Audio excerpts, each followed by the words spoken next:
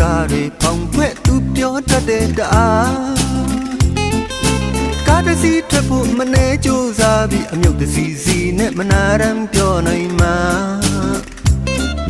အစိပ်ပြေနိုင်ဖို့ကားပွဲစားမှုစိတ်ရှိရှိနဲ့ထားအိမ်အပြန်မျက်နှာပန်းလာဖို့ကြိုးစားရမယ်အိမ်ရှင်မယောက်ျား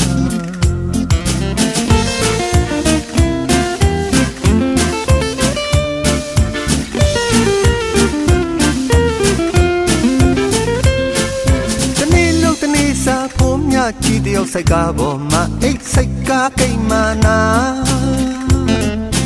တာနဲ့သမီးနဲ့မိသားစုအတွက်မို့ညနာမငယ်ဖို့စိတ်ကားနင်းသူပါ